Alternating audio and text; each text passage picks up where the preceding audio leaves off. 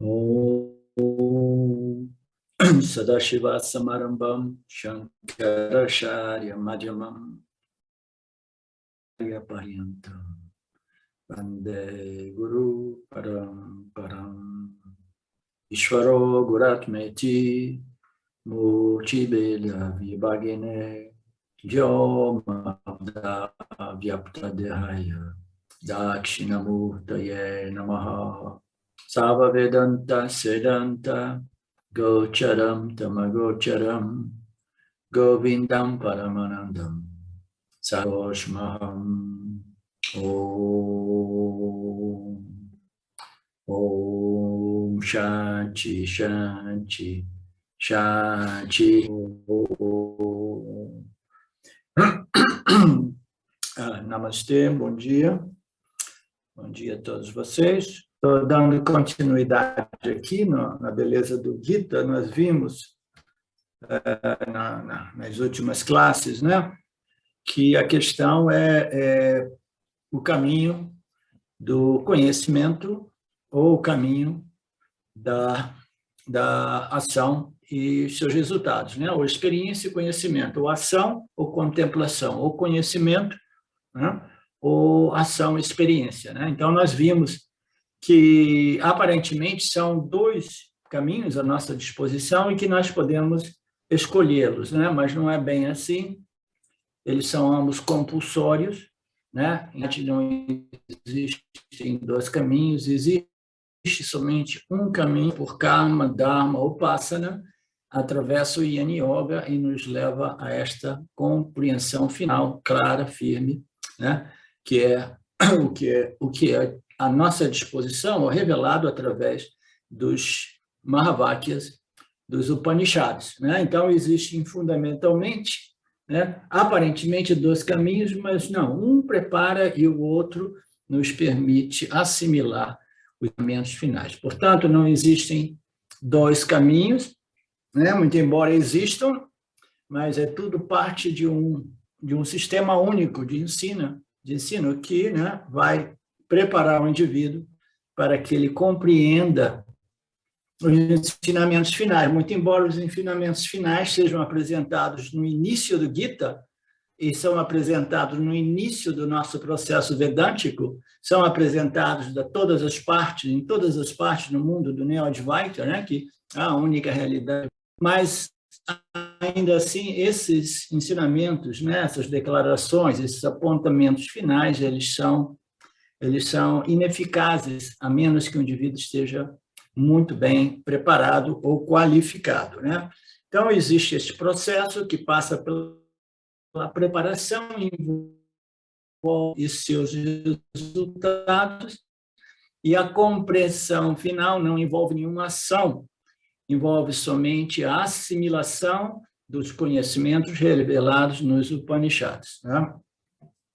Então, moral da história, não existem dois caminhos como se fossem duas opções, né? Dependendo dos nossos temperamentos. Ouvimos já, e nós já entramos um pouco neste tema, não dois caminhos, mas dois estilos de vida, né?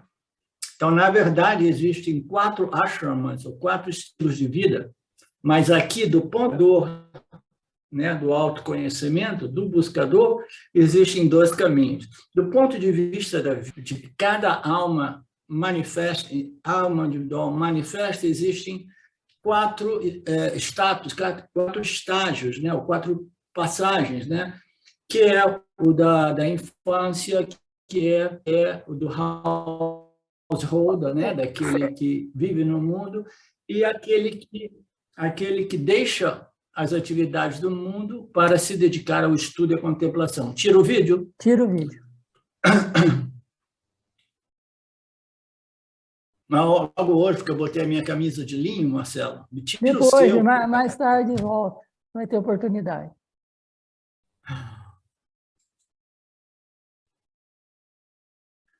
Ok. Então, existem 4 ashramas, mas aqui são apresentados os ashramas do ponto de vista do buscador de moksha. Então, nós temos 2 possibilidades. Uma é de permanecer no mundo, né? E no mundo fazermos, né? Entrarmos nesse processo de preparação, desenvolvimento, puro refinamento do nosso complexo corpo-mente, as leis do Dharma e observando as leis que regem, né? Que regem as leis psicológicas, éticas, né? Emocionais, etc., que regem esse campo de modo a desenvolver uma mente realmente, né, forte, equilibrada, né, equânime, e poder entrar, né, em seu devido momento, entrar no processo do Jnana Yoga, do Vedanta, né? Então, as escrituras apontam que existem esses 2 ashramas. Um é o chamado Grihastha Ashrama e o outro é Sannyasi Ashrama. Desses 2 ashrama, um ashrama é projetado para o Karma Yoga e o outro ashrama é projetado para o Jnana Yoga. Vocês lembram que no verso anterior o Lord Krishna dizia: eu desenhei 2 caminhos, né? Eu, através da minha vontade, eu criei esses 2 caminhos. Então, aqui são realmente 2 caminhos de sentido, 2 estilos de vida, ok? Não é o caminho é um processo que passa pela preparação e depois a contemplação e assimilação. Mas existem 2 estilos. Existe o estilo de vida do indivíduo enganjado na sociedade, exercendo os seus papéis, observando, né? Observando o seu relacionamento com o campo, com o Criador, as leis do Criador, os outros seres vivos, né? Então, esta observação que integra Deus na equação de vida do indivíduo, né? Ele é chamado um caminho religioso espiritual, que é a proposta das revelações do Karma, Dharma e Yoga, né? E quais são os ashramas? Você pode facilmente imaginar. Um é projetado para o outro, que ele está usando a palavra sânscrita, né? Grihastha Ashrama é projetado para Karma Yoga, é fundado, é baseado, né? Ele é condicionado por uma dominância, né? Pradhana é uma dominância, né? Ele é condicionado por atividades, tá? Então, o que caracteriza esse Grihastha Ashrama? É uma vida ativa, uma vida, né, engajada no mundo, né, participando, contribuindo, crescendo, desenvolvendo, etc., etc. Então, é caracterizado, né, pela pradhana, dominância de atividade, né?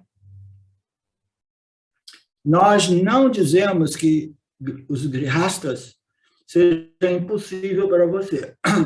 Vocês todos são bem-vindos a aprendê-lo. Você é projetado principalmente para a ação, embora o jnana, o conhecimento, não lhe seja impossível. Então, ele está dizendo, não é que a gente queira desqualificar um fulano aqui ou ali, mas é simplesmente, todo mundo, a princípio, né, pode obter esse conhecimento, até mesmo vivendo uma vida extremamente ativa e dinâmica, né? Então, qualquer pessoa, e de novo, eu tomo a liberdade de ilustrar isso, né, dentro da minha própria experiência, né, de primeira pessoa.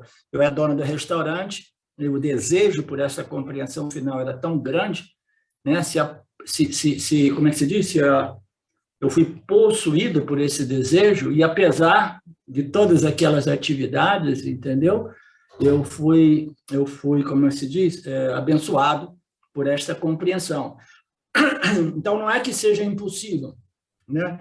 O conhecimento é sempre, né, à disposição, não é impossível. Da mesma forma, o sannyasi em ashrama é projetado principalmente para o conhecimento, como também o karma existe em uma extensão muito limitada. Então, ele está dizendo, então, o householder, né, o dono, o caminho, o estilo de vida de pessoas do mundo, né, ele é desenhado para a ação, Não é que ali seja impossível a obtenção deste conhecimento, do mesmo modo que o Sannyasi Ashrama, ele é desenhado para pessoas extremamente contemplativas, né? Onde existem pouquíssimas oportunidades de interação e ação. Então, o caminho do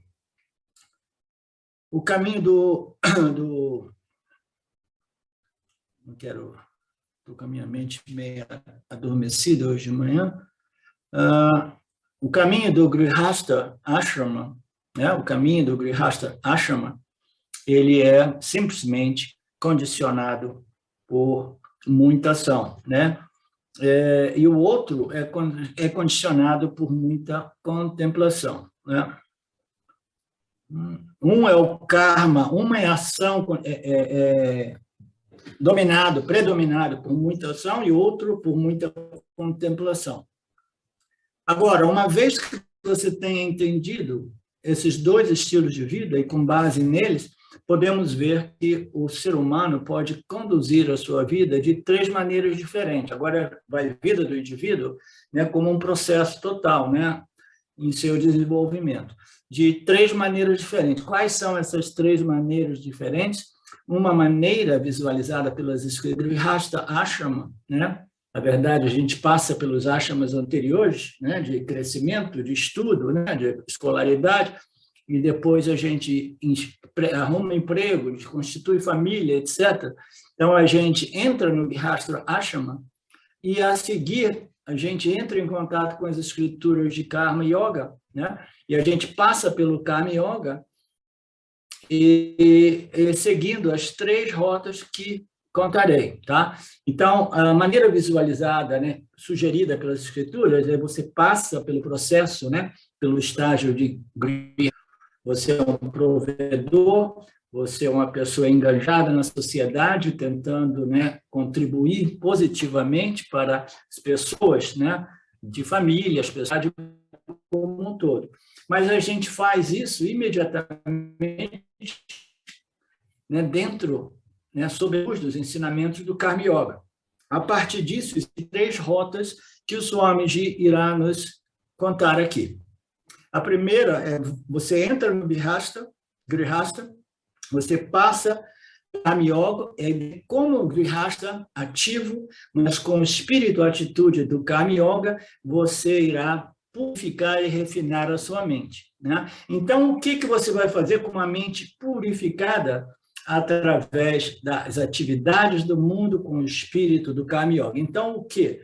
Lá, mais na frente, você muda para o Sannyasi Ashrama e você segue o Jnana Yoga do Vedanta, né? E aí você obtém este autoconhecimento, tá? Então, você inicia engajado no mundo, suas tendências gúnicas, né? Das suas proporções gúnicas, os seus temperamentos. Você faz a observação do Dharma, você se torna um Karma Yogi, no processo você...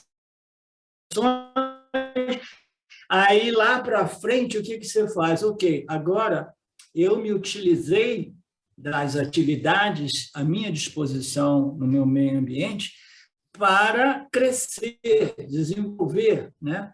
Purificar. Tanto que agora eu estou preparado para o Jnana Yoga. Aí, o que o indivíduo vai fazer?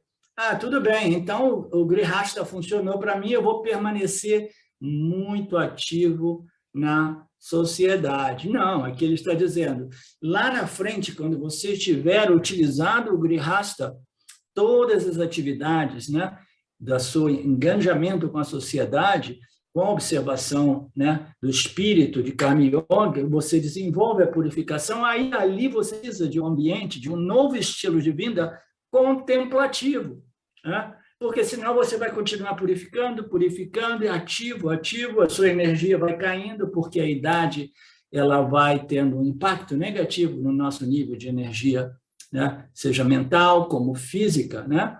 Então, a gente precisa aproveitar esta preparação, esta purificação, e aí transferir, modificar, reajustar, mudar o nosso estilo de vida. Quantas vezes a gente fala sobre isso, né?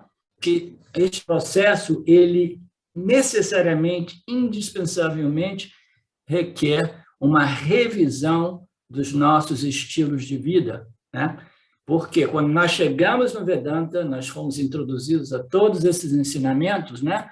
Dos últimos diversos anos no Vedanta Brasil, e agora se supõe que nós estejamos, né, relativamente ou devidamente qualificados, e nós precisamos de reorganizar as nossas vidas, os nossos estilos de vida, para criar uma atmosfera, um ambiente que seja mais propício, não pela ação, mas contemplação, estudo, meditação, nididhyasana. Então, o estilo de vida, no final, é sugerido aqui, você passa pelo Grihastha, entra no Karma Dharma, se purifica e depois você ajusta o seu estilo de vida de modo a você poder ter mais tempo à sua disposição para quê? Nididhyasana, Shravana, Manana, Nididhyasana. Só por quê? Porque todas as atividades que você fez já serviram o seu propósito, que foi te propiciar, né, o desenvolvimento, né, de mais Sattvaguna, e esse Sattvaguna agora precisa ser utilizado para um devido fim, né, que é o fim de assimilação dos ensinamentos finais dos Upanishads. Você compreende, Luciana?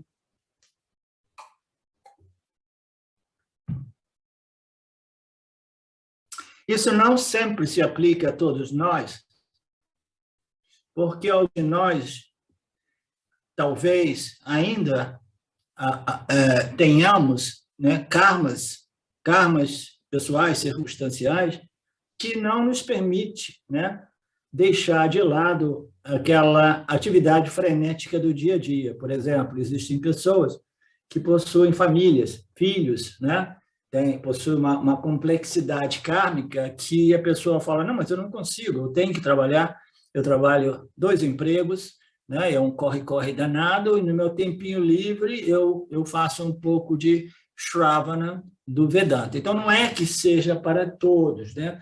A condição ideal é uma pessoa que é jovem, se desenvolve, se purifica, aí na Idade Média, né? Uma idade mais avançada, a pessoa simplesmente se aposenta ou abandona todas aquelas obrigações sociais e se dedica para o autoconhecimento. Esse é um modelo, né?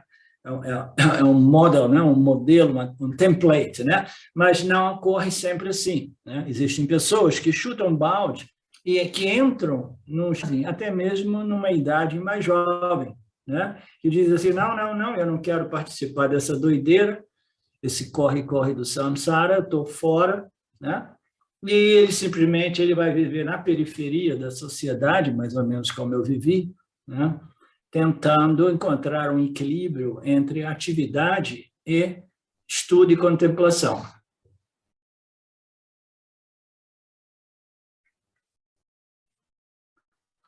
Ok, uma rota, ok? Então, uma outra, qual seria? Você entra no Grihastha Ashram, você entra no Karma Yoga, você se purifica, depois você continua no próprio Grihastha Ashram.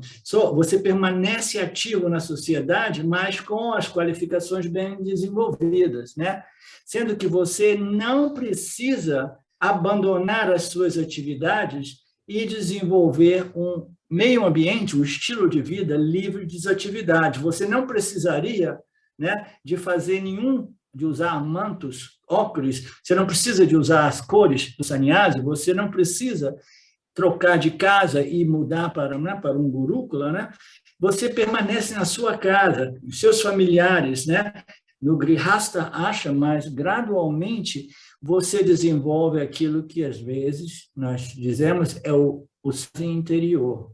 Externamente você não é um sannyasi, mas internamente você é um sannyasi, né? Você permanece no mundo, você não muda o seu estilo de vida a nível mais exterior, mas interiormente a sua mente se tornou contemplativa, satívica, né? E você continua enganjado, né, no seu meio ambiente, reduzindo as suas atividades, né?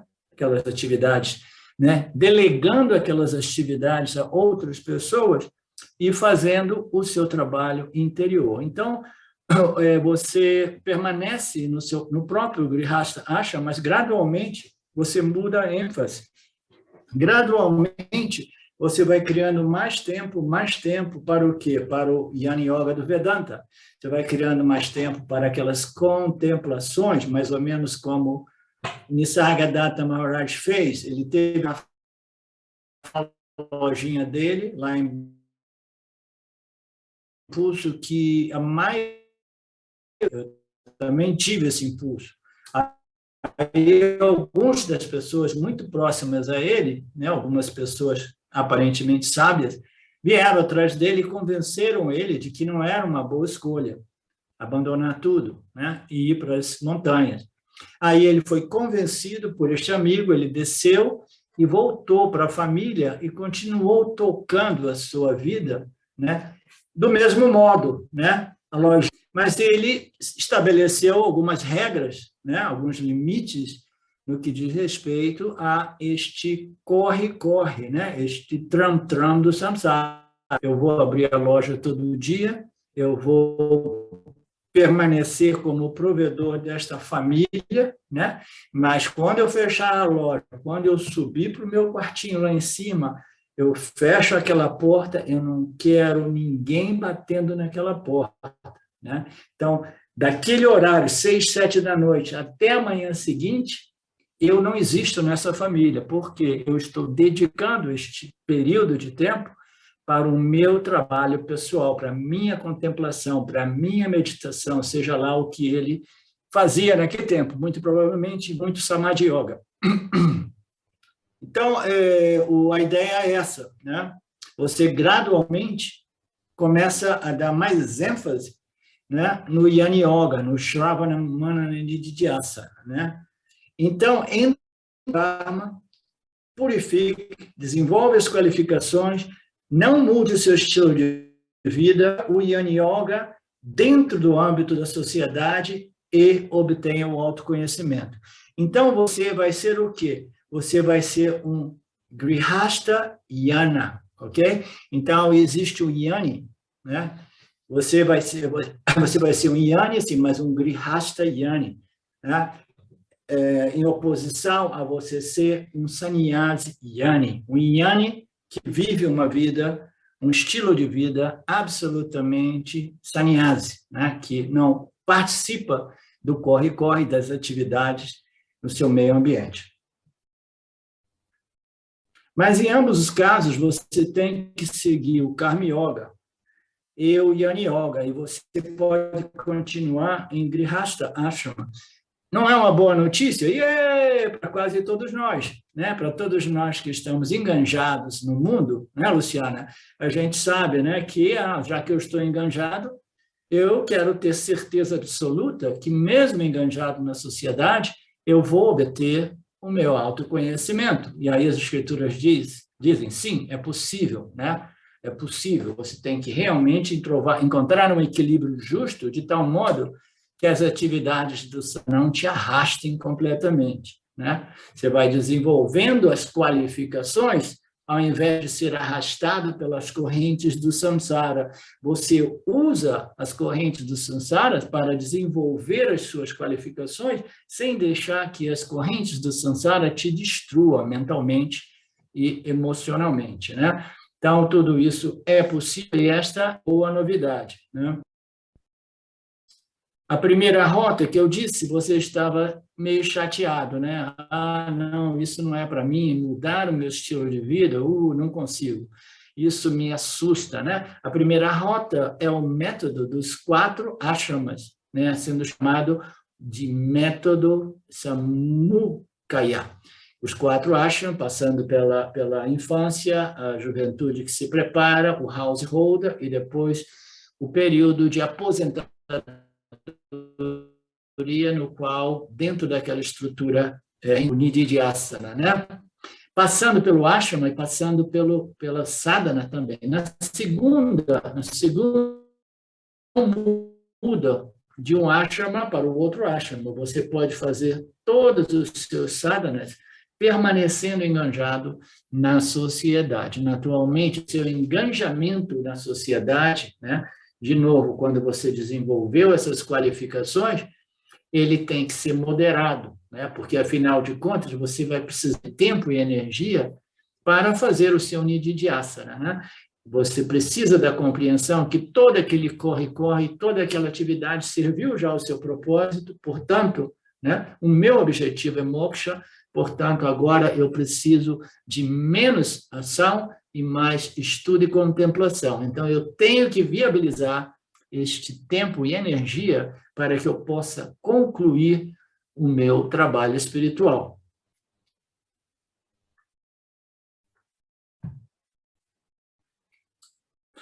Então, vamos ver a terceira. Qual é a terceira rota? Você já pode até adivinhar, né? Eu simplesmente, sem passar pelo Grihastha Ashrama, né? Eu já garotinho, né? Como o Shankaracharya fez, né? Shankara, quando ele era garotinho, de 7 ou 8 anos, falou para sua mãe, eu quero ser um sannyasi, eu quero ser um sannyasi. Ele encheu o saco dela, até que ele fez alguns truques, né?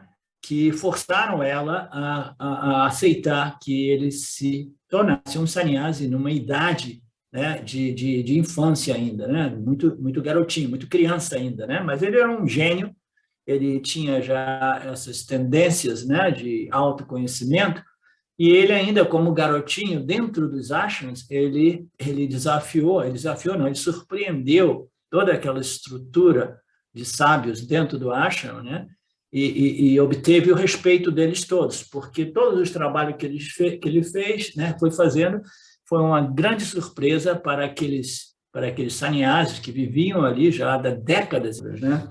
Existem exceções a todas as regras, naturalmente, né? Então, qual é? Você abandona, você não passa pelo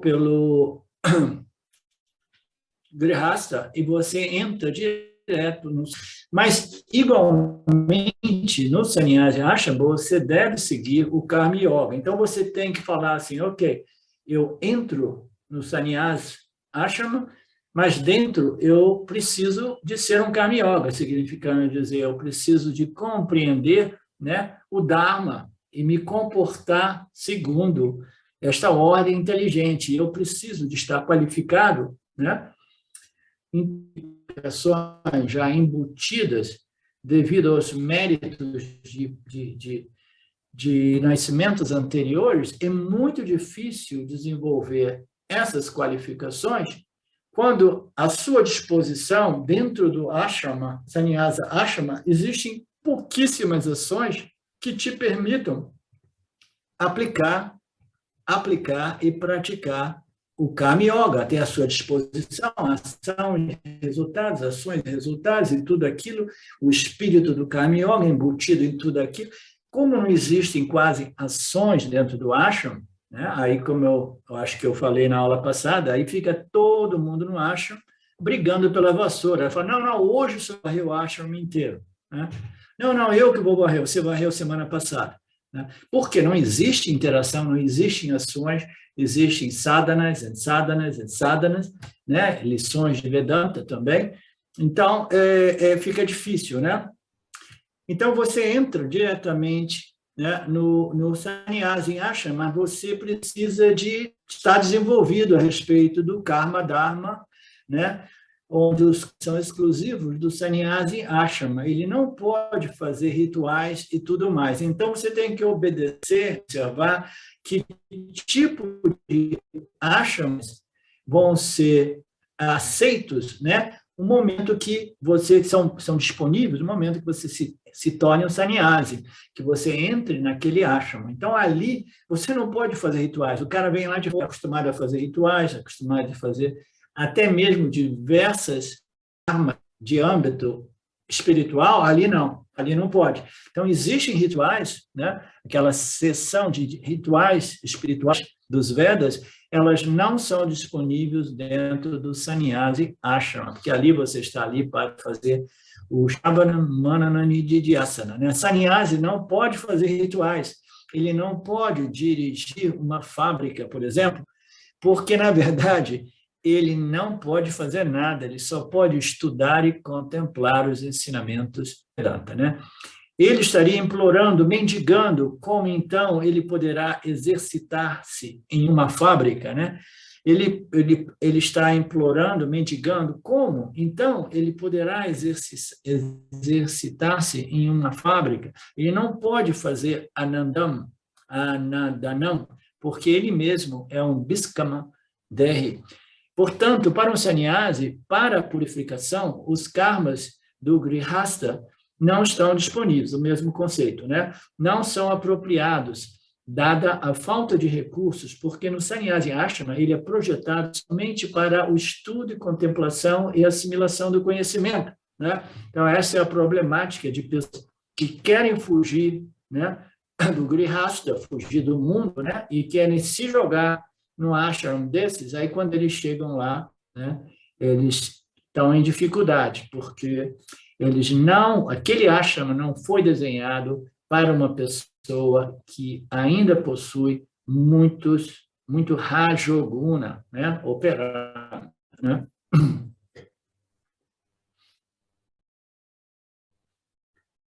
Ok, os karmas do grihasta não são disponíveis lá, não são apropriados, dada a falta de recursos, porque o sannyasi ashrama ele é projetado somente para a contemplação e o conhecimento. Não pode fazer, o indivíduo não pode fazer os karmas que ele estava habituado a fazer no mundo, né? Se ele se tornar, até mesmo se ele se tornar o administrador, ele tem que fazer alguns outros karmas, né? Como o japa, pois nesse o dinheiro não existe, não importa. O próprio Krishna afirma no Gita, yanam yanam japa, eu não sei essa expressão, a jnani não é nada de dakshina para o guru. Ele pode fazer japa ou ele pode fazer guru, shrusa, servindo ao guru. Assim, ele pode seguir várias atividades prescritas exclusivamente para sannyasis, e segundo isso, ele deve purificar, sendo só isso danda, né? E todos os sannyasis fazem certos pujas e rituais. E todos eles servem para quê? Se eles exigem o que você chama de purificação, eles podem se concentrar nesses karmas, né? Então, você tem poucos karmas à sua disposição para, né, desenvolver, purificar, refinar a sua mente. No sannyasi em ashrama, ele tem que seguir o karma de sannyasi ashrama. E somente através daquelas ações ele tem a possibilidade de purificar a mente. Por quê? Porque se você entra no sannyasa ashrama, você já deveria estar, né, relativamente bem qualificado e purificado, né? Então, após a purificação, o que ele deve fazer? Ele tem que ir atrás do conhecimento, ele tem que estudar, refletir, contemplar Shravana, Manana, Nididhyasana, e ele se tornará um Jnani. Mas que tipo de Jnani? Sannyasi Jnani, né? Tudo claro até então?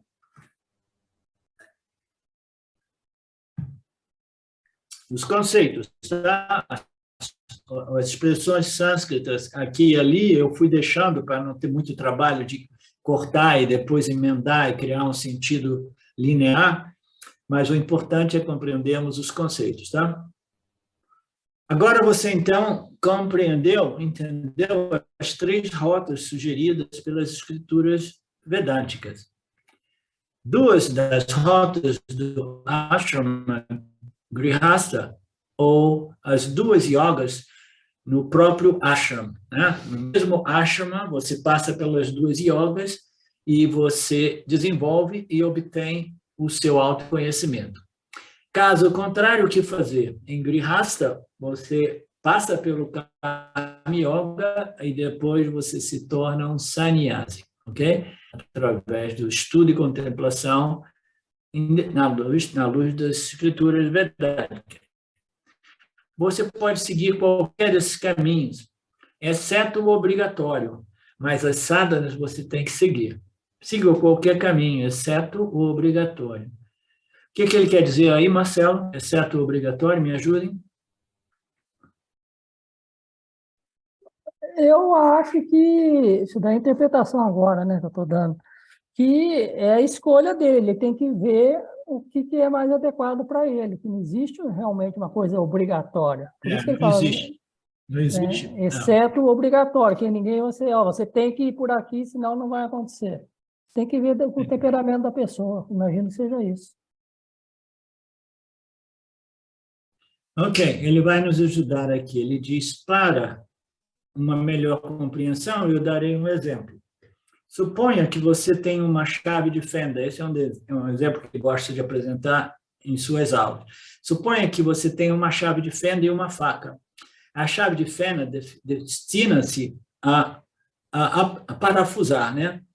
A dirigir o parafuso, mas não se aplica às pessoas, né? A faca serve para cortar legumes. Suponha que você tem uma fruta e não tem uma faca. Você somente uma chave de fenda. De alguma forma, você consegue cortar a fruta. Ainda que a chave de fenda seja projetada para parafusar, você consegue cortar a fruta, né? É mais usado no sentido de que você não tem a chave de fenda e precisa parafusar, você usa uma faca. Quantas vezes nós já usamos uma faca aqui e ali, né? Principalmente nos velhos tempos, né? Da mesma forma, você quer parafusar e chave de fenda não está lá. Você tem uma faca e digamos que, apesar de todos nós a termos, que ela possa não estar disponível quando necessário. Você usa a faca e pode se dar mal. Da mesma forma, Grihastha Ashrama é dominado por ações, mas você pode ganhar o conhecimento em Grihastha Ashrama. Entretanto, você irá passar por muitas dificuldades, né? É como você querer parafusar com uma faca. Você pode se cortar, né? É comum se cortar, se machucar, né? Então, você pode sim, mas você pode ter dificuldades. Da mesma forma, Sannyas Ashrama é Yana, dominado, predominado por contemplação e estudo, Yana, mas também pode ser usado para a purificação, mas você pode também ter a dificuldade, do mesmo modo que temos uma dificuldade de cortar uma maçã usando uma chave de fenda, né? Então, da mesma forma, Sannyas Ashrama é dominado, predominado por estudo e contemplação, mas você, dentro daquele caminho, dentro daquele estilo, dentro daquele ashrama, você também pode, né, obter a purificação que você ainda, né, estava, era carente, né, ou carecia, não sei se diz carecia. Portanto, use o ashrama apropriadamente, siga ambas as sadhanas e obtenha o seu conhecimento. Okay. Dessa maneira, Arjuna, você precisa de Karma Yoga. E para isso você tem que fazer o seu dever.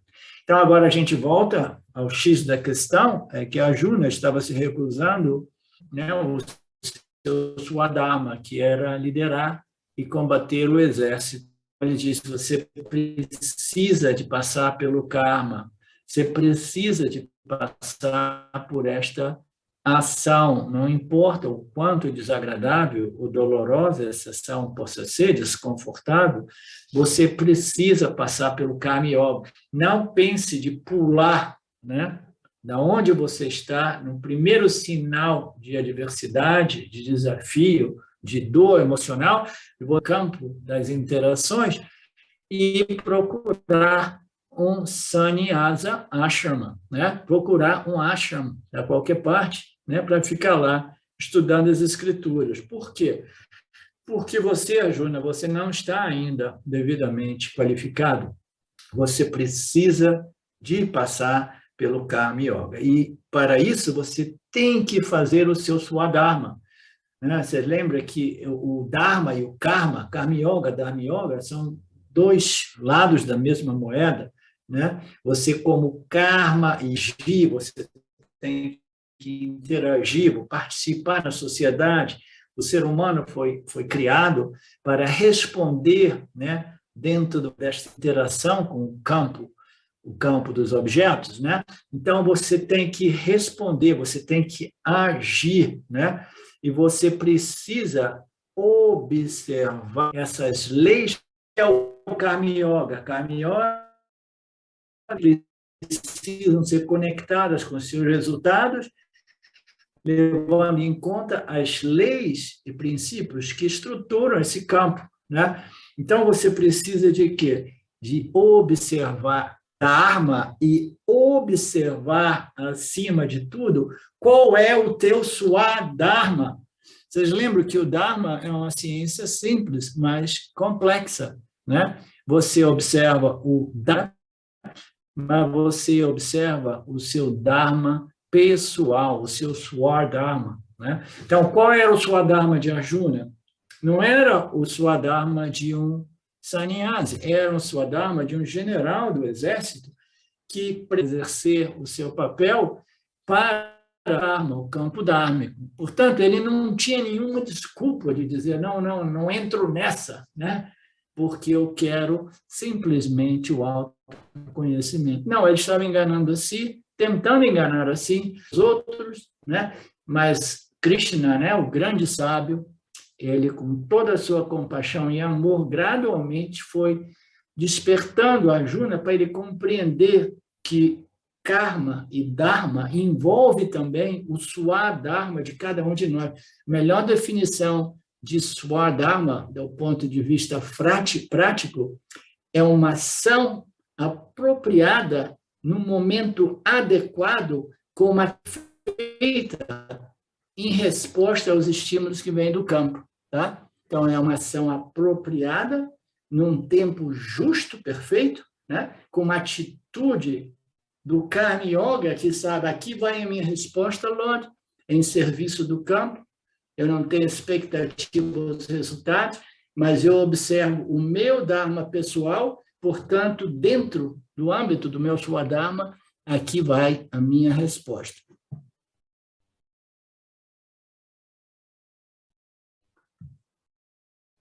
Tudo bem aí? O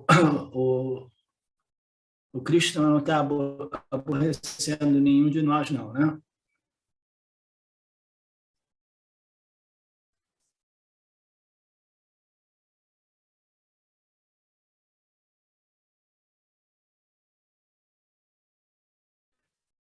Ok. Dessa maneira, você precisa do Karma Yoga Arjuna, você precisa fazer o seu Swadharma, o seu dever é liderar o exército e derrotar, destruir os violadores do Dharma.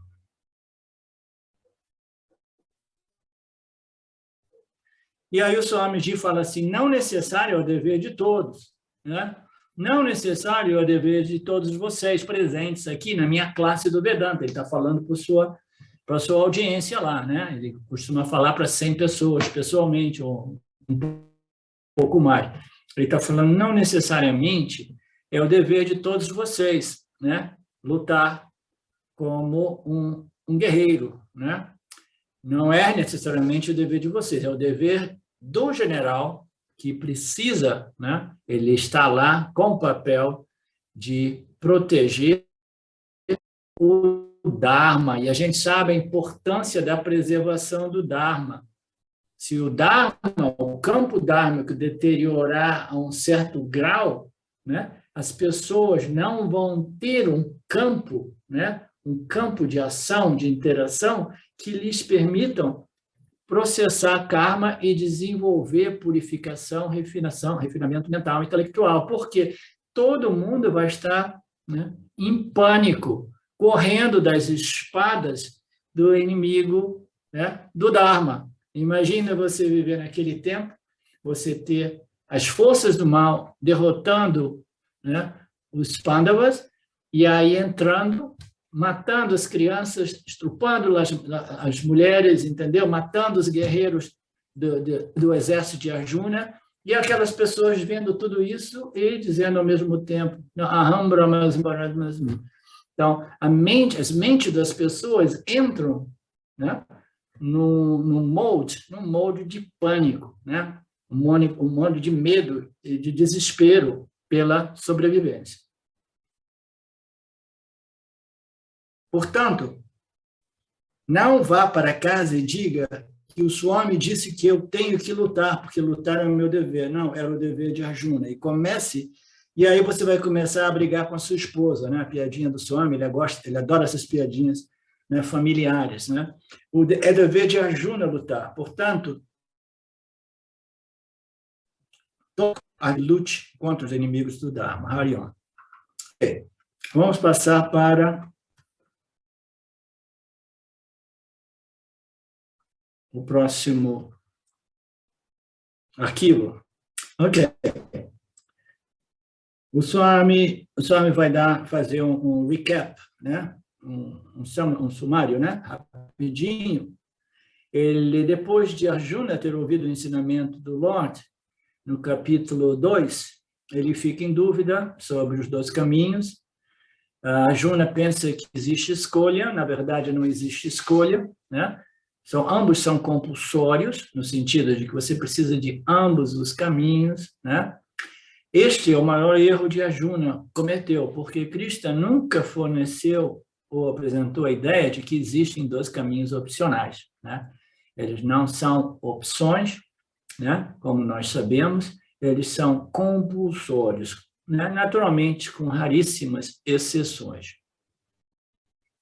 Como eu disse repetidamente, todas as escrituras são uniformes neste ponto, né? Existe apenas um caminho para a liberação, e este caminho é o caminho da compreensão e somente compreensão. Por quê? Qual é o caminho para a libertação? É a compreensão de que você já é livre. Qual é o caminho para a obtenção da sua plenitude purna? É a compreensão de que eu já sou purna, sou pleno, inteiro, completo, porque eu sou a consciência não dual. Então, o único caminho é através desta compreensão que requer Shravanam Manana, antes que o Nididhyasana, que é a total assimilação, possa ocorrer, né?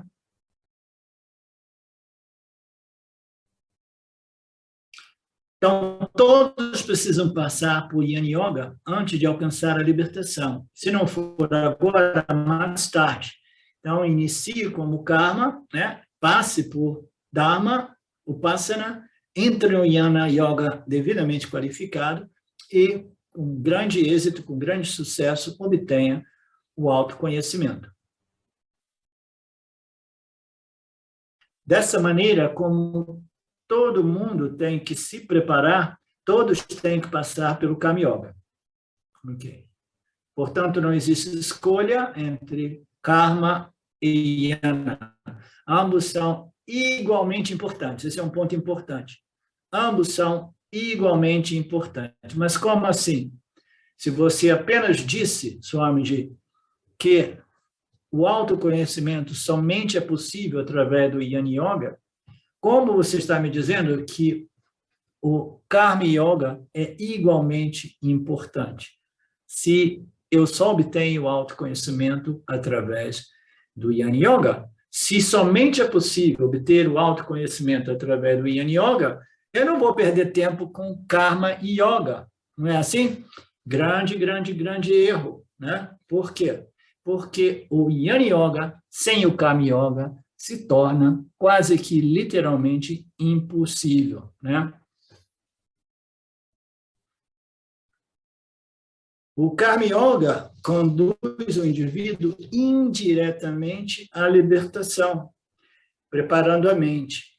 O Yana Yoga conduz o indivíduo diretamente à libertação, removendo as noções equivocadas a respeito da realidade. Portanto, de Karma Yoga para o Yana Yoga, do Yana Yoga para a libertação. Essa é a prescrição de Krishna e de todas as nossas escrituras vedânticas, né? Então, existem diversos exemplos, né? Ilustrações, né? metáforas, como, por exemplo, você vai tomar um trem, ou você vai tomar um avião. Vamos fazer uns exemplos mais modernos. Você vai tomar um avião deixando São Paulo, né, para chegar até a Índia, digamos assim, né? Mas você não tem um voo direto. Então, você faz uma escala em Londres, por exemplo, né? Então, você vai fazer São Paulo, Londres, Chennai, ok? São Paulo, Londres e Chennai. Então, o voo que vai realmente levar a Chennai é Londres-Chennai, né? Mas, ainda assim, você não vai fazer Londres-Chennai sem primeiro fazer São Paulo-Londres. Então, qual dos dois voos é o mais importante? Igualmente importantes. O primeiro voo vai me levar à minha destinação intermediária e o segundo vai me levar à minha destinação final. Esta é uma outra analogia interessante, boa, que facilita a compreensão dessas duas yogas. Mas a Arjuna não entende isso apropriadamente. Por isso, Arjuna, mais uma vez, faz a mesma pergunta. Qual dos dois caminhos, das duas yogas? Como todo professor de Vedanta, jamais irá comandar Arjuna de modo cego, né? Krishna quer que Arjuna entenda o valor de um valor, né? Como nós vimos na aula passada. Krishna quer que Arjuna compreenda claramente o que é o quê, e, portanto, ele vai recomeçar o mesmo ensinamento. Esta é a paciência dos nossos grandes gurus, né? Jamais fazem o discípulo se sentir diminuído ou incapaz, simplesmente compreendendo o poder de Maya, né, de ocultar a verdade, ele repete os ensinamentos com grande paciência. E como eu disse, aqui Krishna introduz duas coisas. Uma é a sadhana e a outra é o estilo de vida. Sadhana é chamado de yoga, estilo de vida é chamado de nista, né? Então, existem as sadhanas para cada um desses estilos de vida. Elas se aplicam aos seus respectivos estilos de vida, né? E Krishna quer apontar com relação ao yoga, ou sadhana, que você não tem escolha. Todos requerem o Karma Yoga, mas Jnana Yoga é a única via, o único caminho que te leva a moksha. Todos requerem o Karma Yoga, mas Jnana Yoga é igual a moksha. Ele iguala o Jnana Yoga ao moksha.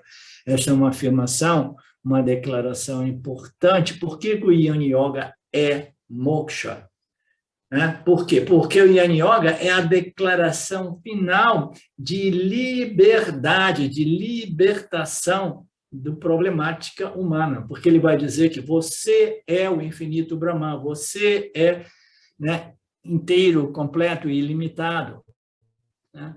Então, essas declarações que é o Jnana Yoga, os Mahavakyas do Vedanta, eles são idênticas à libertação, desde que essas declarações finais sejam devidamente, claramente, firmemente assimiladas e integradas na mente, no intelecto do indivíduo, né? Então, não existe diferença entre o Jnana Yoga, os Upanishads e moksha, porque ele é o moksha, muito embora ele precise ser devidamente assimilado e analisado pelo buscador de moksha. As escrituras falam sobre dois tipos de estilo de vidas, conhecido como nista. E, mais uma vez, aqui o Krishna introduz duas coisas, né? Uma é a sadhana e outra é o estilo de vida, nós vimos isso, né? As escrituras falam sobre esses dois tipos de vida conhecidos como nista. E nos dois estilos de vida, né? Nós apenas, né? Ouvimos, né? Nós estudamos ele, né? Nessa última fração da aula de hoje, a primeira fração, as três possibilidades de permanecer no Grihastha, e depois mudar para o sannyasi ashrama, ou simplesmente permanecer no grihastha, ou tentar uma missão mais difícil, que é pular diretamente no sannyasa ashrama, que é muito perigoso, né? Assim, o Veda espera que uma pessoa siga o grihastha ashrama, que é muito, né, os Vedas principalmente, né, porque é o caso de 99,999% dos buscadores, né, neste planeta, né? A gente precisa de melhorar nossas qualificações. Mantenha um estilo de vida mais ativo, contribuindo para a sociedade. Então, a atividade dentro do espírito do Karma Yoga não é simplesmente atividade para eu poder acumular segurança, prazeres, etc, etc, etc, entendeu? Não é simplesmente atividades, né, de modo que eu tenha sucesso no mundo. Não, são atividades que contribuem para a sociedade como um todo, né? E neste processo eu vou obtendo o meu melhoramento da mente, a purificação da mente, né? O aperfeiçoamento da mente, né? Aperfeiçoamento, talvez seja, da mente. A gente vai remover as arestas afiadas da personalidade. De novo, ele fala sobre o aspecto emocional, que é indispensável, né, de ser impactado positivamente através desse processo de purificação. Ele apresenta a remoção das arestas afiadas emocionalmente violentas da nossa personalidade emocional, movidas por quê? Por desejo, que, quando obstruídos, produzem crodha, raiva, né? Então, toda aquela problemática da mente humana sob o poder desta ignorância chamada avidya, né? Então, nós temos que ver essas ignorâncias, essas arestas afiadas do aspecto da nossa personalidade emocional, elas precisam vir à superfície de modo que eu possa, né, saber, né, que eu estou lidando com tudo isso e não tem nada a ver com o mundo, porque ninguém é uma vítima aqui, né? Nós somos simplesmente aqui colhendo os frutos, né, daquilo que nós plantamos, né? Em poucas palavras, né? Então, sem vitimização, a gente observa essas arestas e a gente vai pedindo força ao Lorde para que a gente possa, né, remover essas impurezas, né? É ideal. Então, o Karma Yoga, né, seguindo a observação do Dharma e do Swadharma, entre outras coisas, é ideal para o processo de polimento ou de purificação da mente. Assim como uma faca é afiada em uma superfície áspera, apenas na atividade da vida a mente fica mais madura e amadurecida, né? Então, uma analogia bacana, uma faca ela somente é afiada, né, em contato com uma superfície áspera, né? Do mesmo modo, né, a agitação, as impurezas mentais e emocionais, né, elas precisam de quê? Elas precisam da superfície afiada, que é o campo das interações, para que ela seja lucidada, para que ela seja purificada, amadurecida, etc, etc, etc. Alguns de vocês devem ter ouvido eu citar um exemplo, né, sempre, né, de primeira pessoa, uma poesia que eu escrevi, né, muito depois dos meus anos lá com o Papaji, em Lucknow, porque durante aquela passagem, o Papaji simplesmente ele disse para que eu e a Silvia nós fizéssemos as malas e deixasse Lucknow para ir cuidar do meu filho, que naquela época era um menininho de 9 anos, talvez, né? E ele disse, não, ele tem que ir para a escola, volte para o Brasil e cuide dele lá. O Brasil é um país muito violento, ele já sabia naquele tempo, e volte para lá, né? Então, eu voltei para o Brasil pensando, ok, eu perdi o meu ticket, né? Como é que se diz ticket? Eu perdi o meu ticket da iluminação, né? A minha passagem da iluminação, né? Por quê? Porque agora eu tenho que voltar para o mundão, essa selva árida, né? Onde existe tanta insensibilidade, né?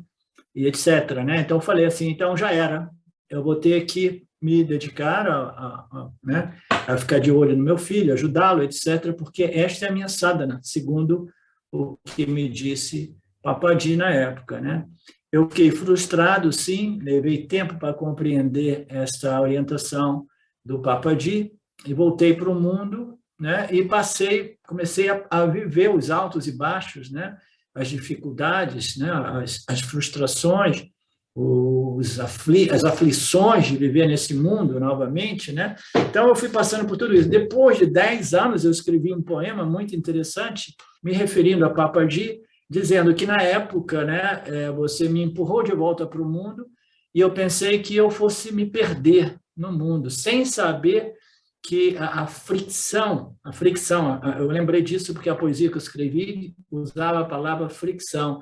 A fricção entre eu e o mundo estaria fazendo o quê? Afiando, lucidando e preparando, amadurecendo a minha mente para o autoconhecimento. Então, a vida é uma escola e muitas vezes a gente vê a vida como uma nível, mas é através desta dificuldade, desta ralação, digamos assim, a expressão brasileira, né?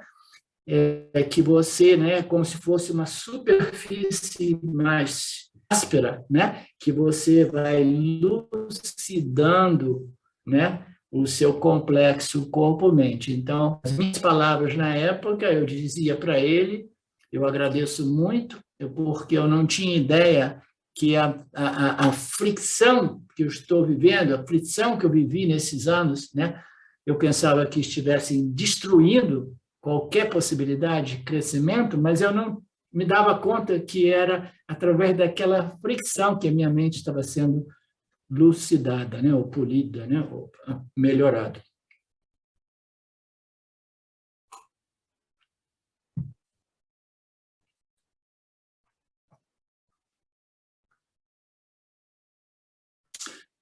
Por isso, o Veda diz que, tendo passado pelo Grihastha Ashrama e tendo preparado, você pode, né, tem a opção de mudar o ashrama, de passar do Grihastha para o Sannyasa Ashrama.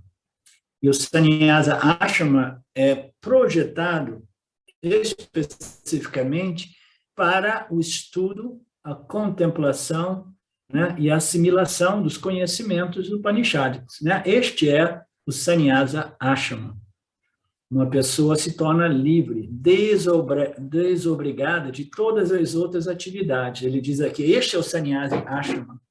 Ele serve para as pessoas que querem se liberar de interações e atividades. Ele já possui uma mente contemplativa e eles percebem que o excesso de atividade se torna um grande problema, né? Então, ele é feito para as pessoas que querem reduzir essas obrigações sociais, né? Então, o Sannyasa Ashrama vai prover um espaço e dizer assim, ó, a única obrigação que você tem aqui é o quê? Tomar banho de vez em quando, né? Comer 1 ou 2 refeições por dia e fazer algumas sadhanas e estudar as escrituras, né? Então, são obrigações mínimas, o indivíduo tem à sua disposição a maior parte do dia para fazer o seu Shravanam, Manana e Nididhyasana, né? Então, ele simplesmente ele é livre das responsabilidades que, na época, eu tentava de fugir, inclusive a responsabilidade de cuidar do meu filho, né? Muito embora, se eu tivesse abandonado totalmente, criado um nível de perturbação mental, emocional, intelectual, que iria realmente ser um grande problema, né, para a mente, né? A mente que eu conheci pessoas naquela época que abandonaram tudo, chutaram tudo para ficar lá no oba-oba do ashram, né? O ashram de Pune, né? Do meu primeiro guru, né?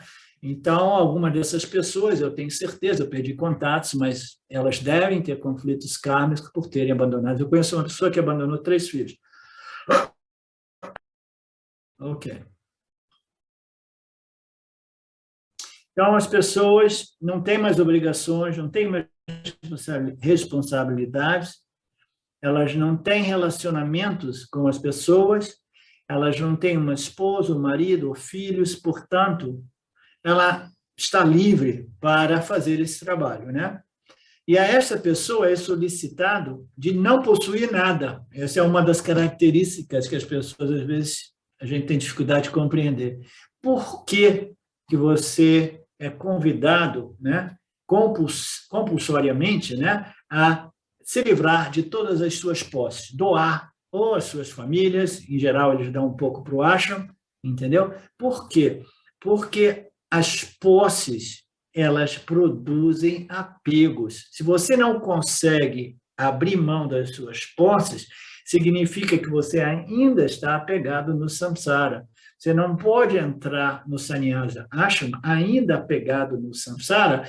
Por quê? Porque essa é uma indicação de que você não está qualificado. E, por outro lado, se nós permanecemos apegados às posses, a mente está sempre preocupada com o quê? E se eu perder as minhas posses? E tem sempre esta implicação, né, de que eu tenho medo de perder, né? Então, ele é solicitado a não possuir nada, porque uma vez que ele possua algo, ele terá que pensar em manter, administrar, né? E encontrar os recursos para se manter, etc., etc. Desta forma, né, os ashrams, as estruturas,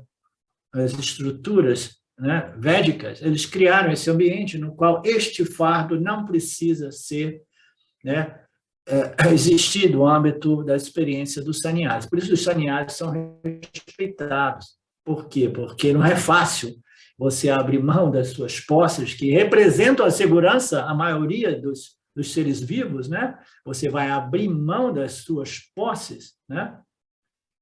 E viver num mundo, né?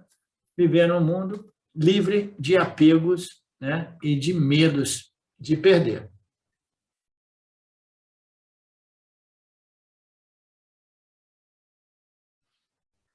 Ok. Pede-se que o sannyasi não possua nada, porque isso é sinal de desapego. Até mesmo as suas roupas, os sannyasis não têm roupas realmente, né? Eles têm um pano, porque se tiver um estilo de pano, aí ele já começa a desenvolver, né, algumas vasanas e alguns apegos pelo seu próprio estilo. Se tiver cabelo, né, vai dar a possibilidade ao indivíduo de desenvolver um estilo de cabelo, né? E aí, qual é o estilo de cabelo? Curto, longo, assim, assado? Né? Então, tudo isso, né, eles vão removendo com o propósito, que é o propósito de desnudar o sannyasi de modo que ele não tenha nada no qual ele possa se agarrar, se agrapar, né?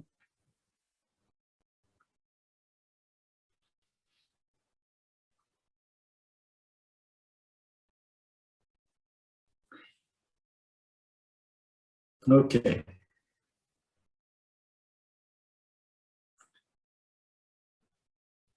Existem somente duas possibilidades para um sannyasi realmente, né? Imagina que o Marcelo decida ir para a Índia e entrar no ashrama, aí ele vai ter duas possibilidades a respeito da cabeça dele, né? Eles vão dizer, ó, você tem duas possibilidades, você já não tem muito cabelo, você ou deixa esse pouco cabelo crescer indefinidamente, ou você vai ter que estar sempre aí passando a navalha na sua cabeça, né? Aí o indivíduo tem que pensar, putz, né, o que eu vou fazer agora, né? Esse estilo assim de poucos cabelos ou nenhum cabelo. Aí o cara diz, não, é melhor usar a navalha, né? Porque eu fico mais bonitinho de cabeça raspada, né? Não há como escolher um corte, um estilo de cabelo. Tudo já está determinado para você. Você não precisa de fazer escolha. A vida é um processo de exercício do livre-arbítrio. Eu escolho isso ou aquilo, eu quero ir aqui ou ir ali, comer isso ou comer aquilo. Todo o tempo nós somos convidados a fazer a escolha. Então, este fardo da escolha é removido o máximo possível dentro dos ashrams, né? De modo que a sua mente esteja livre. Está tudo já muito bem determinado, designado. O que é esperado de você? Simplesmente o seu Shravana, Manana e Nididhyasana. E algumas outras coisinhas, né?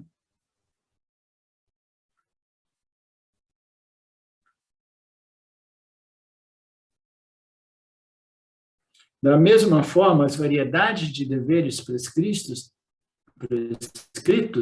também são adequadas apenas para o Jnana Yoga. Okay. Karma requer despesas, entretanto, Jnana não requer nenhuma despesa, né?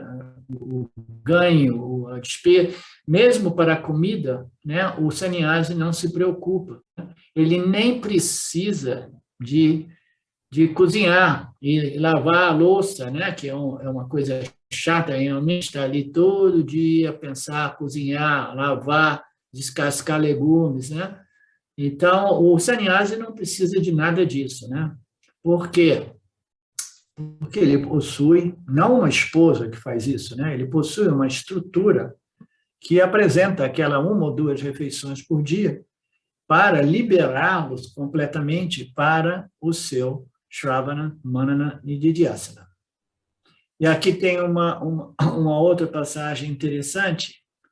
Ele não precisa de cozinhar a sua comida. É por isso que sannyasi é chamado de Niragni. Por que Niragni? Porque ele não deve ter fogo por perto. O Niragni é aquele que não tem fogo por perto, ok? Porque se você não é um sannyasi, você tem que ter fogo por perto para cozinhar a sua comida.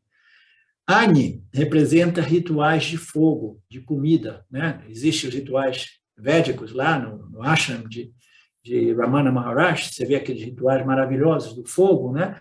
Então, ele é associado ao fogo para os rituais da cozinha. Uma vez que a cozinha se concretiza, você não precisa mais cozinhar,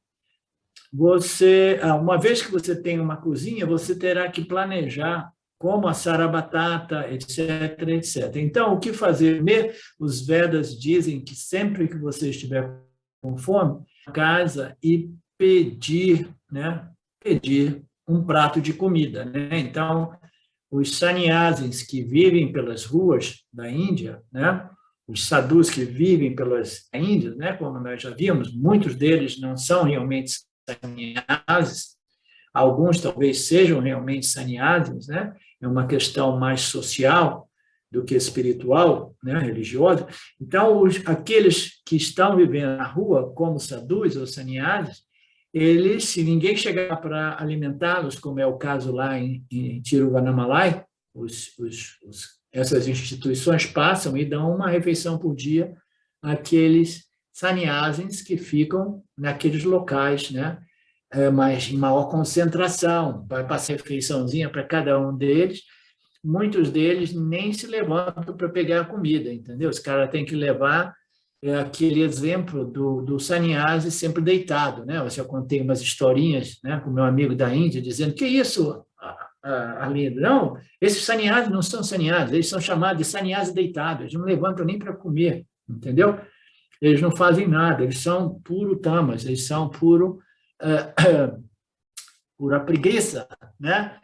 E eles não estudam as escrituras, eles não fazem nada, eles simplesmente são extremamente tamados. Mas existem realmente sannyasis, e no caso, se eles tiverem fome, eles vão fazer como aquele sadhu fez visitando Papadi, no norte da Índia, que foi lá pedir, né, uma nutrição, né, uma comida, né? E aí ele acabou interagindo com o Papadi e dizendo a Papadi que ele deveria ir no sul da Índia para encontrar um Swami que iria dar uma resposta à sua pergunta, a questão mais fundamental, né? E assim ele foi lá no sul da Índia e encontrou o Ramana Maharshi, que foi o sadhu que apareceu, né, no norte da Índia pedindo comida a ele, né? Portanto, o Veda ensina uma vida, né, de pravritti marga, uma vida fora da sociedade. Para o Karma Yoga, nivritti marga, vida de recolhimento. E para o Yin Yoga, esta é a rota ideal. Citei também que há uma segunda rota opcional que se passa pelo Grihastha e passa pelo Kama Yoga e depois continua no Grihastha. A gente já viu tudo isso, né? Aqui ele faz uma outra piadinha. Se você não foge para o sannyasa, ashrama, você vai obter alguns obstáculos, como, por exemplo, né? Você está em casa tranquilo, você quer fazer o seu nididhyasana, mas aí aparece o seu sogro, né, que veio visitar vocês no final de semana. Estão visitando vocês, eles trazem outras pessoas, e aí você fala, putz, eu deveria ter mudado o meu estilo de vida e entrado no sannyasa e ashrama, né, porque não existe nada pior do que uma visita, né, não anunciada, e principalmente dos sogros, né, trazendo os familiares, etc. Então, você tem que ter um titiksha, né, uma tolerância para aceitar tudo isso, se você permanece no Grihastha Ashrama. Né? Portanto, em Grihastha Ashrama, o Yin Yoga pode ser administrado, gerenciado e adquirir o conhecimento. Lembre-se do exemplo que mostra que, com uma chave de fenda, pode cortar a sua banana. Ok. Portanto, qual é a segunda opção? Nós estamos fazendo mais uma revisãozinha, né? A segunda opção nós sabemos, né? Você passa pelo primeiro Grihastha, vivendo no mundo ativamente, né? Desenvolve o karma, a atitude do Karma Yoga, né? E depois você entra no Yin Yoga, apesar de estar no Grihastha Ashrama, né? E você não muda seu estilo de vida, né? Esta segunda, a terceira é aquela mais arriscada de você mergulhar direto no sannyasa ashrama, em grandes riscos, né? Ok.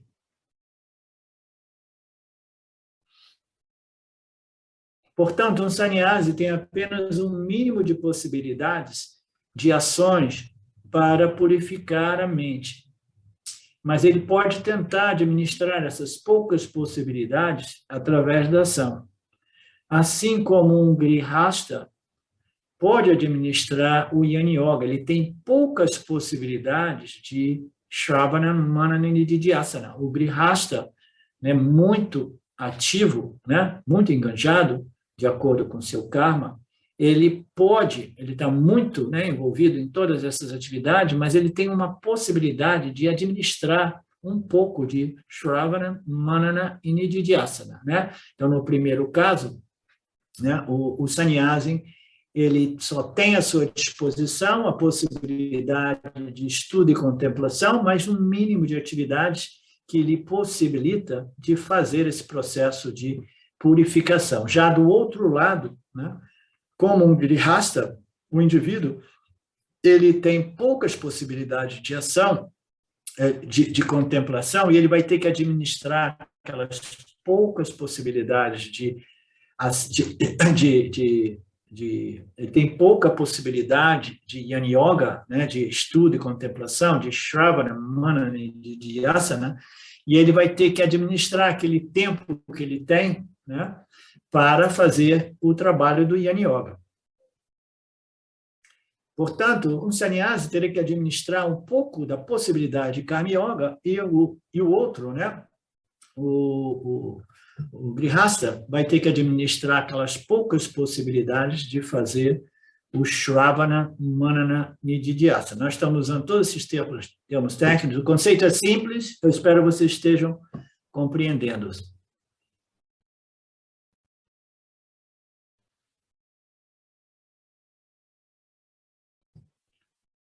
Ok.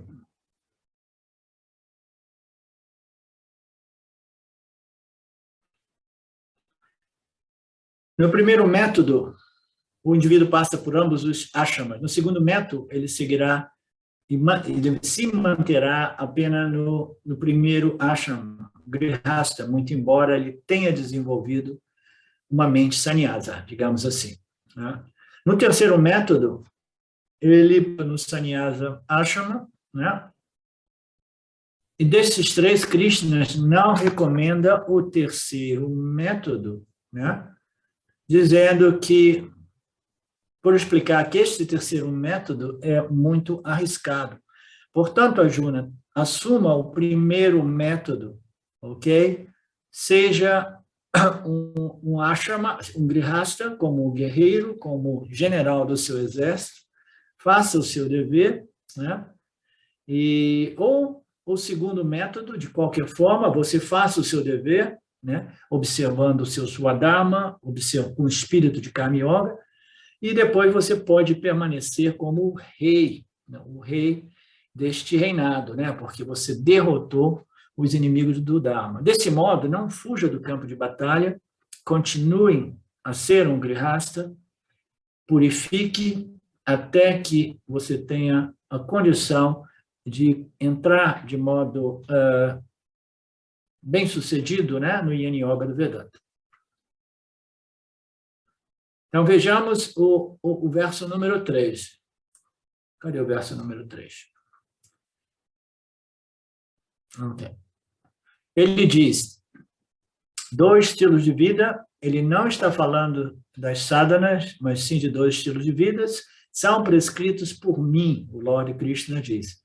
Ele fala como Ishwara, o Criador, naturalmente, ele se apresenta como Ishwara 2, aquele que cria o universo, cria os seres vivos inteligentes, os jivas humanos, e possibilita a ele 2 caminhos, o caminho da ação ou do conhecimento, da ação, da experiência ou da contemplação e compreensão, né? São 2 estilos, um é introvertido, o outro é extrovertido, um é contemplativo e o outro é ativo, né? Então, onde foi que o Senhor fala sobre isso? Muito antes nós temos de apresentar o Veda Dvara, através dos Vedas, porque, lembre-se, o Gita veio apenas para reviver a Sampradaya. O Gita é dito ter sido criado para reacender a chama desta Sampradaya Vedântica, né? Ela estava mais ou menos, né, sendo obscurecida por outras escolas, né, espirituais, e aí eles decidiram criar uma escritura mais atraente, né, que é um Purana, né, que é simplesmente apresentando os ensinamentos nos quais Brahman é personificado como Krishna e o discípulo é personificado como Arjuna, um indivíduo que está no campo de batalha, e essa batalha é a batalha do Dharma e Adharma, que mais tarde é uma batalha entre conhecimento, né?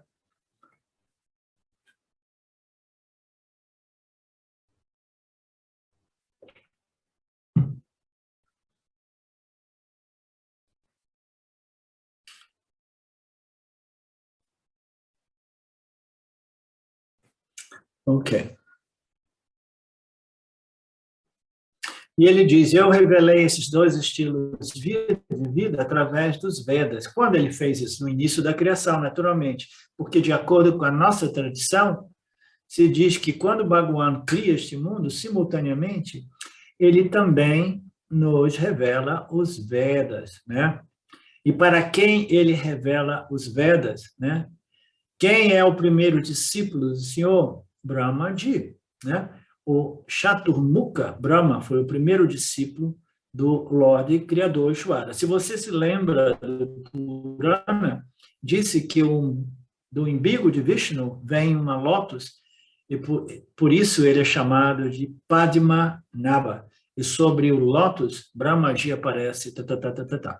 Ok, ele faz tapas, né, faz austeridades para controlar ou suprimir as suas tendências, né, sensoriais, e como resultado disso, o Senhor, o Lorde, ele se torna simpático, né, e revela para ele toda essa sabedoria védica. Então, isso aqui é muito, né, como é que se diz?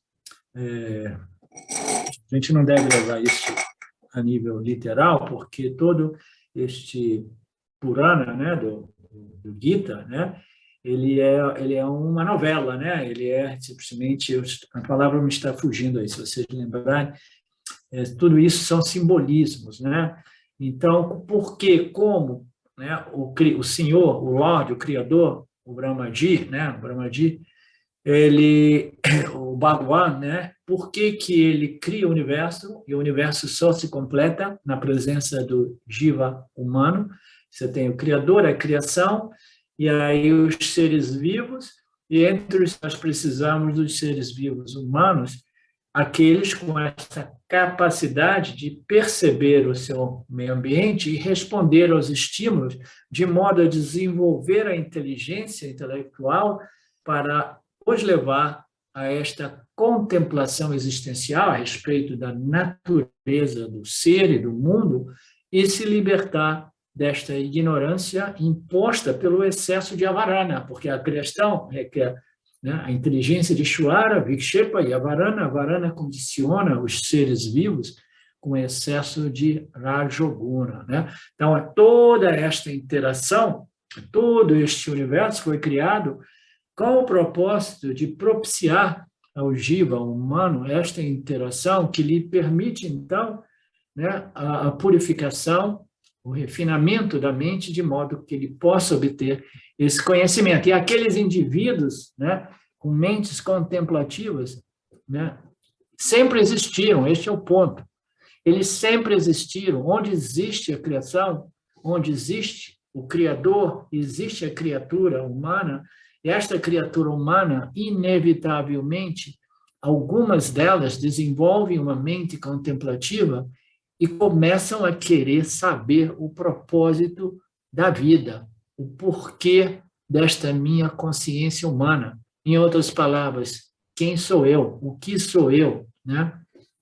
Então, essas mentes, elas desenvolvem, né, espontaneamente, devido aos méritos kármicos desses indivíduos, eles desenvolvem uma mente muito, né, reflexiva, contemplativa, aí, naturalmente, as leis e kármicas, éticas, que regem esse campo, elas já existem, ok? Mas elas precisam ser conhecidas. Ninguém criou nada em termos de leis neste universo.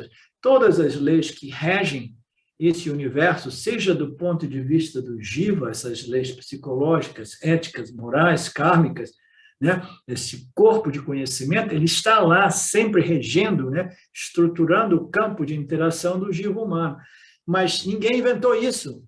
O mundo, essa projeção, ela é mantida por essa inteligência, que nada mais é do que um corpo de conhecimento que estrutura e sustenta estas interações para o propósito de desenvolvimento do Jiva humano, né? Então, sempre existiram esses princípios ou leis, né?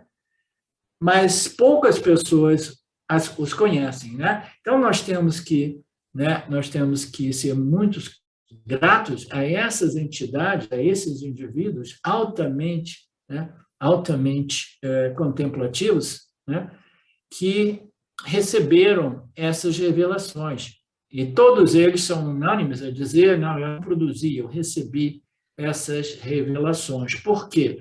É um conhecimento que está embutido. Então, quando Bhagwan criou, ele criou também, né, esses ensinamentos védicos. Na verdade, ele simplesmente revelou aquilo que é, os princípios, né, que regem a estrutura do campo do ponto de vista do Jiva, né, que é uma entidade que é emocional, psicológica, intelectual, que vai experimentar si e o mundo de acordo com a sua sabedoria ou ignorância, como nós sabemos, né?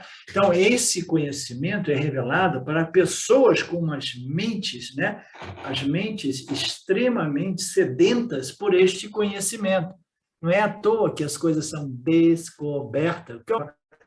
Esse cientista descobriu isso, descobriu aquilo. Descobriu, ele levantou aquilo que estava cobrindo esses princípios e leis que sempre existiram, os embutidos na manifestação. Ele descobriu, né, um véu da ignorância foi removido através de sua contemplação e ele compreendeu, mas ninguém cria nada. Tudo isso todo o conhecimento é de Ishvara. Então, Este conhecimento sempre existiu e ele é revelado àqueles indivíduos que removem a cobertura, a ignorância que não permitia a eles conhecer isso e aquilo. E no caso dos rishis, esses indivíduos altamente contemplativos, o conhecimento que eles queriam obter é um conhecimento mais profundo que existe. Não é um conhecimento científico. Eles querem conhecer a real natureza da realidade, a real natureza do eu, né? Então, é um conhecimento extremamente profundo, não dualista, mas que também é embutido na criação, é à disposição, desde que alguns indivíduos, alguns intelectos queiram remover aquele véu da ignorância e ver, receber, né, essas revelações que vêm direto do Criador. Os Vedas vêm direto do Criador, né?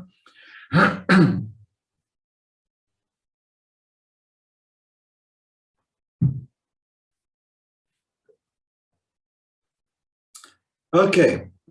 Então, dentro desta passagem aqui, né, simbólica, né, se você se lembra, Brahmaji aparece e Brahmaji faz tapas austeridades e, como resultado, o Criador passa essa sabedoria para este Brahmaji. O Senhor cria Brahma e, paralelamente, o Senhor cria um mundo, trazendo Brahma, do umbigo, etc. E nesses próprios Vedas se fala de Pravriti e Nivritti.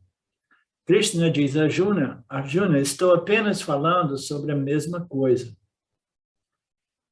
Então, de vida, Nishta, foi dado por mim através dos Vedas. Então, esses dois estilos de vida foram dados por mim, né, através dos Vedas, né? Esses ensinamentos védicos através dos ashramas é parte dessas revelações para os indivíduos que queiram realmente o autoconhecimento.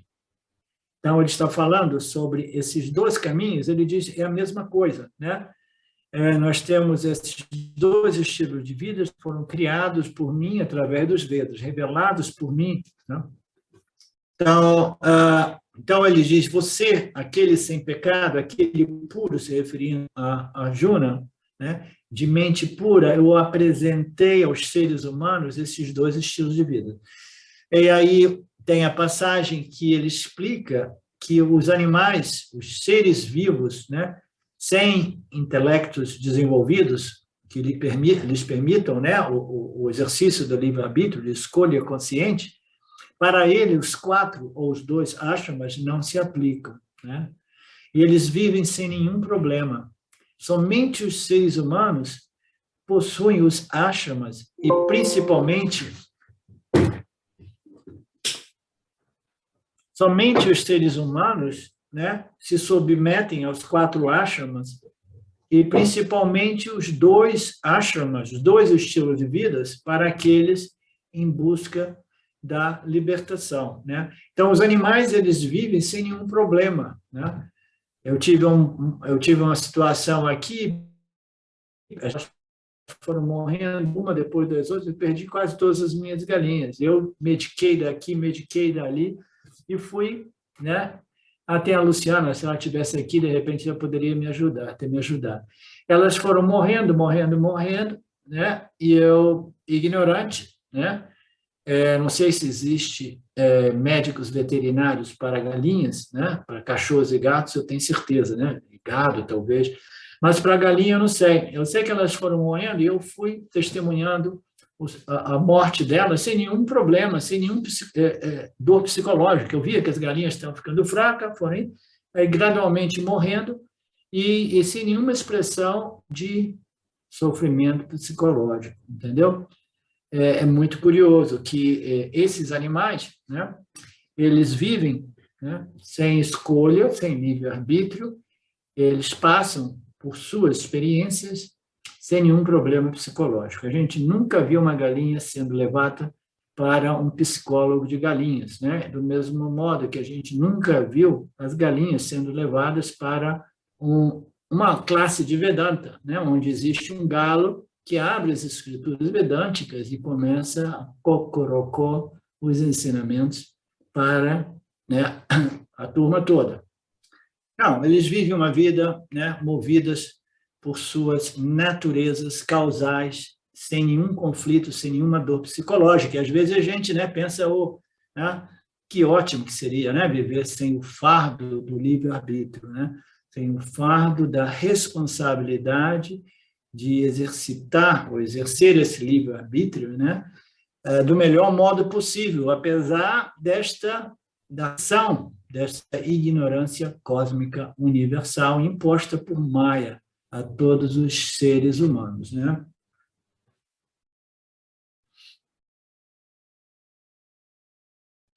Ok. Então, vamos pular essa parte do Gayatra, as 3 linhas, vocês podem ler depois, que vai falar um pouco sobre a Om. A Om, nós vimos isso extensivamente, né, no Drig Drisha. Em qualquer país avançado que promove a ciência, o que eles fazem para que se crie um máximo de nobres laureados, né?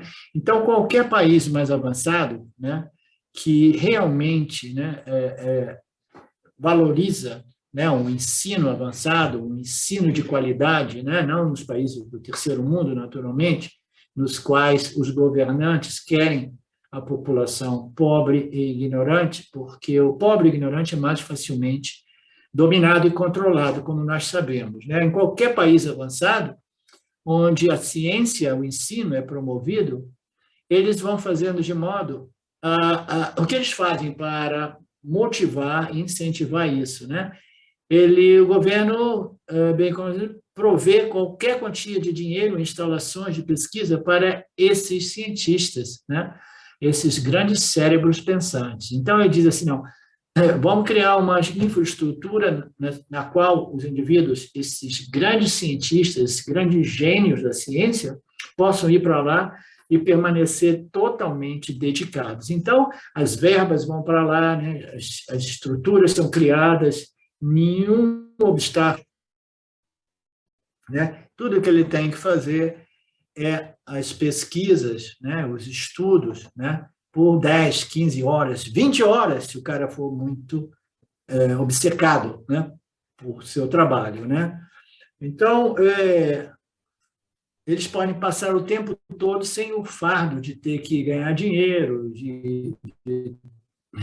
né, administrar a família, etc, etc. Ele usa o dia inteiro para uma e somente uma coisa: pesquisa científica, pesquisa, pesquisa. Eles nem mesmo controlam o tempo. Então, essas estruturas não criam nem mesmo um horário, né?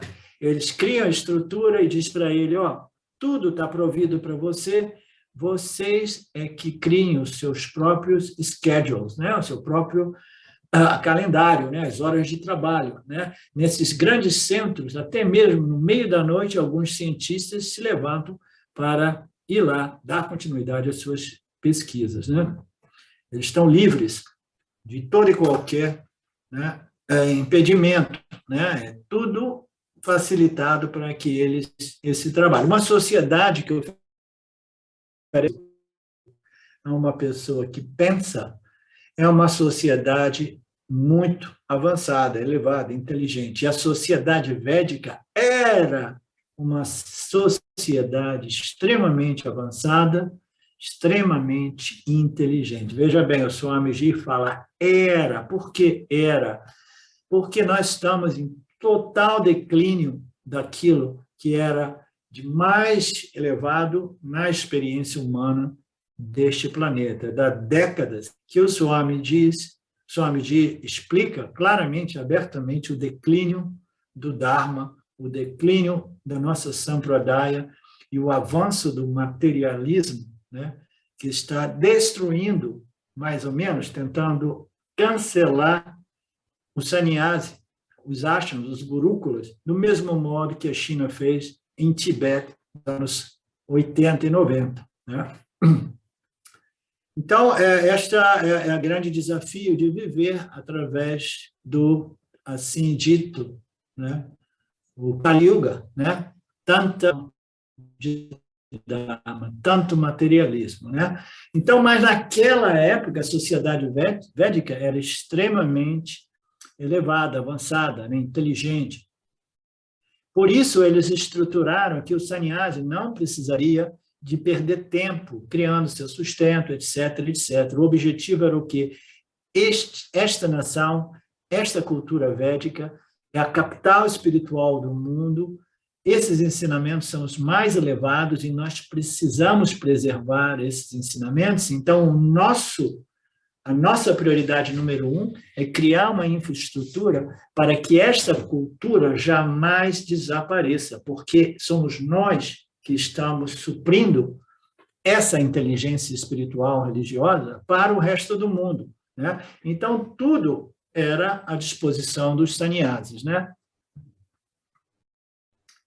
Tudo que eles tinham que fazer era dedicar as suas vidas ao estudo e à propagação das escrituras. E é por causa desta sociedade védica que ainda temos esta literatura védica. Na verdade, o Vedanta que estou lhe ensinando agora é apenas uma camada superficial superior, né? Nós temos uma profundidade de material, de conhecimentos a ser obtida, que são metros e metros de profundidade dentro do Vedanta, né? E o Swamiji, que ensina há 30 anos, pelo menos, né? Todas as escrituras, diversos Upanishads, a gente diria que ele ensina em grande profundidade, aqui ele apresenta, né? Ele fala, o que eu tenho apresentado aqui é a parte superficial do Vedanta. Por quê? Porque ele estudou os Brahma Sutras. Ele sabe o quanto profundo esses ensinamentos podem ir, né? Mas, ainda assim, esses ensinamentos extremamente profundos não são absolutamente, né, necessários para o autoconhecimento, né? Ele fala, até mesmo o Brahma Sutra, que eu estou ensinando nos dias de hoje, esse texto que nós estamos estudando aqui, ele é de alguns, no máximo uma década ou meia década atrás, né?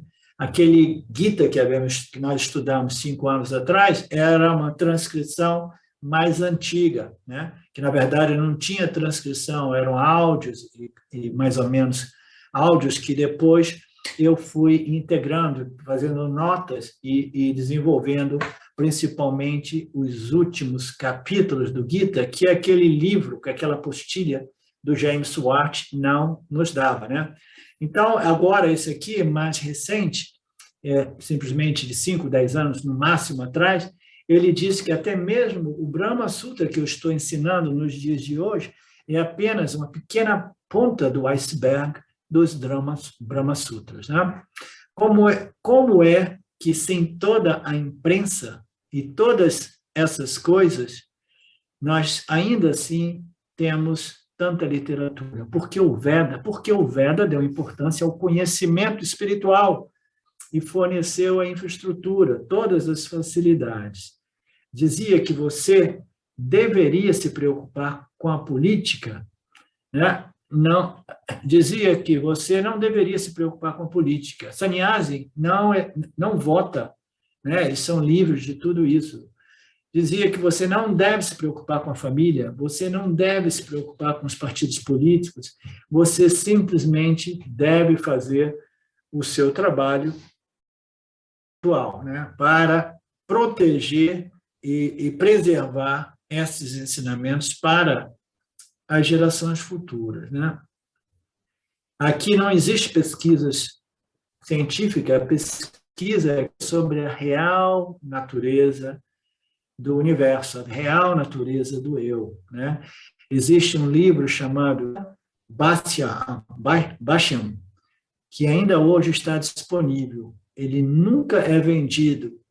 Ele possui 8 ou 9 comentários do Bhagavad Gita. Não temos tempo nem para ler um comentário, o que falar de escrever comentários. Eu já vi o Swamiji falando sobre isso, né? Ele que é um amante desses conhecimentos, aqui e ali ele fala que o corpo de conhecimento, os livros ainda disponíveis são tantos que ele precisaria de vidas para estudá-los.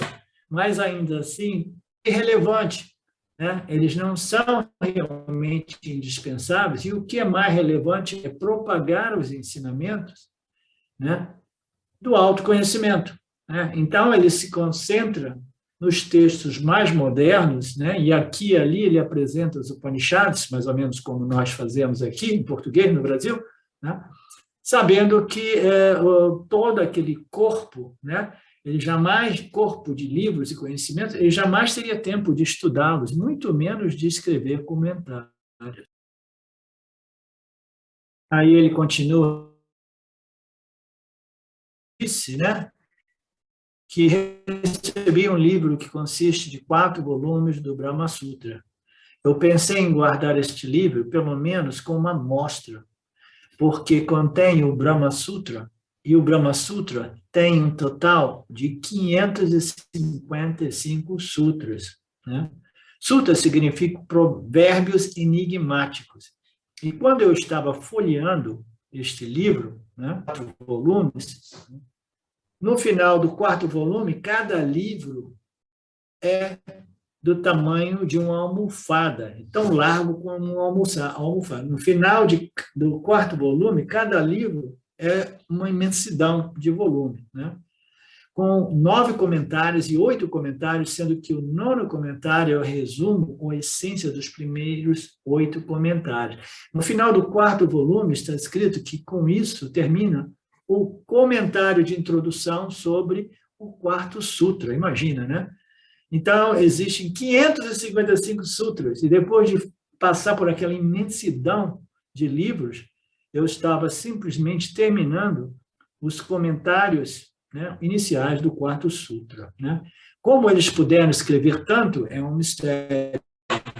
Por quê? Porque a sociedade védica foi estruturada de modo a permitir que essas pessoas vivessem profundamente, né, esses conhecimentos, né, de modo que eles pudessem ser, né, preservados. Portanto, Krishna diz Sankhya Yanam, para aqueles sannyasis, aqueles com estilo de vida projetado, esse foi projetado para aqueles sannyasis, né, que é governado pelo Jnana Yoga, compromisso somente com o estudo e contemplação e assimilação do conhecimento. Todavia, nem todas as pessoas podem ser cientistas.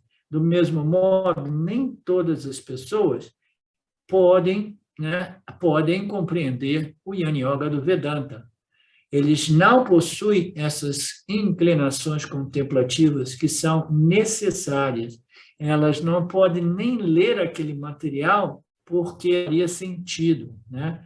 Então, a Krishna diz para um outro grupo de pessoas, rajásicos, extrovertidos, as que são extrovertidas e que querem permanecer na sociedade, que temem o tempo livre, as pessoas que não conseguem ficar quietas, sem fazer nada, porque parece uma tortura devido ao excesso de raja ou guna, para essas pessoas extremamente extrovertidas, né? Para elas, nós revelamos o Karma Yoga, né? Mesmo durante o dia de feriado, para elas é um grande fardo, porque elas ficam inquietas, né? Ok. Nós paramos aqui e a gente dá continuidade a esse texto. Eu preciso de preparar o próximo arquivo, né, Marcelo? Eu mando para você hoje ou amanhã, tá? E a gente se vê mais uma vez na terça-feira, fazendo essa experiência para ver se na terça nós teremos mais participação, né? A participação continua baixa, em torno de 10 pessoas, 9, 10. Vamos ver como é que essa experiência né, ocorre. Ok. Om Purnamada Purnamidam Purnamudachyate Purnasya Purnamadaya Purnameva Vashishyate. Om Shanti Shanti Shanti. Obrigado, Glória, obrigado a vocês. Moicanos, né, ainda presentes na aula da beleza do Gita. Obrigado, Alexandre, obrigado, Sidem. Namastê, até a próxima.